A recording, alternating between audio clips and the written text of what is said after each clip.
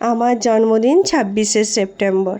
তো ওই দিন রাত্রেবেলায় আমরা কেক কেটেছিলাম। তো কেক কাটার কোনো ছবি আমার কাছে নেই, কারণ ওই সময় ছবিও তোলা হয়নি, রাত 12টা তো। আর নিজেদের মতন করে টাইমও কাটিয়েছিলাম, তাই ছবি করছি তোলা হয়নি। আর এবারে জন্মদিনে 2টো কেক বানানো হয়েছিল। কেন, সেটা ভিডিওর মাধ্যমেই জানতে পারবে।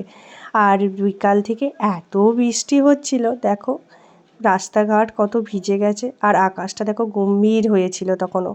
কেউ কি বলবে এটা শরৎকাল বলে? কেউ বলবে না, পুরো বর্ষাকালের মতন বৃষ্টিপাত হচ্ছে।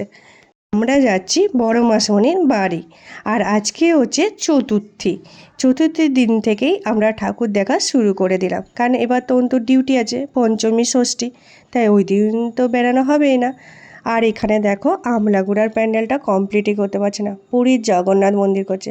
আর কাদা দেখো, মাঠটাই পুরো প্যাচ প্যাচ করছে কাদাতে। এইখানটা দেখো দারুণ লাগছিল, পুরো শরৎকালের মতন। কাশফুল ফুটেছে, আকাশটা দেখো কি সুন্দর, আর নদীতে জল ভরে আছে। চারিদিকটা দেখতে এত মিষ্টি লাগছিল, এখানে ভিডিও না করে আমি তো থাকতেই পারলাম না। আর তোমাদের সাথে কথা বলতে বলতে বড় মাসমণির বাড়িও চলে এসেছি। আর এইটাই হলো সেই কারণ, আমার আর মিতুলের জন্মদিন একসাথে সেলিব্রেশন করছি। আর প্রধান উদ্যোক্তা হলো অঙ্কুশ। আমার 26শে সেপ্টেম্বর জন্মদিন, আর মিতুলের 29শে সেপ্টেম্বর জন্মদিন। তো 26শে সেপ্টেম্বরের দিনেই আমরা দুজনে একসাথে করে নিলাম, কারণ 29শে সেপ্টেম্বর সপ্তমী, ওই দিন তো আসা হবেই না। মিতুলরা অবশ্য নবমীর দিন আসবে, তো ওই দিন আমাদের বাড়িতেই একটু ছোট করে আমরা সেলিব্রেশন করবো। আর এখানে আমাদের দুজনকে কেমন লাগছে একটু কমেন্ট করে জানিও তো, আমাকে আর মিতুলকে। তারপর আমরা কেক কাটলাম, আর অঙ্কুশ আমাকে অবশ্য একটা গিফটও দিয়েছিল এবারে জন্মদিনের উপলক্ষে। কেক কাটার পর প্রচুর ছবি তুলেছি। তারপর দেখতে চলে গেছিলাম দুর্গা মাকে।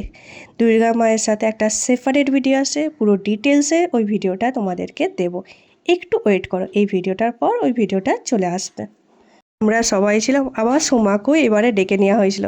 তো সবাই মিলে প্রচুর মজা, গল্প আর ইয়ার্কি ঠাট্টা সব কিছুই ছিল। আর আমরা বড় মাসমণি ঘরে আসবো, লুচি হবে না তো এটা হতেই পারে না।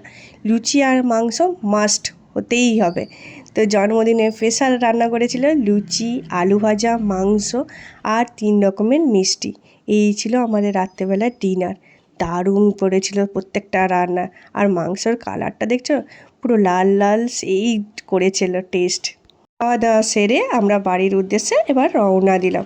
ভিডিওটা দেখে তোমাদের কেমন লাগলো সেটা ঝটপট কমেন্ট করে জানিও। আর প্রথমবার হলে প্লিজ সাবস্ক্রাইব করো।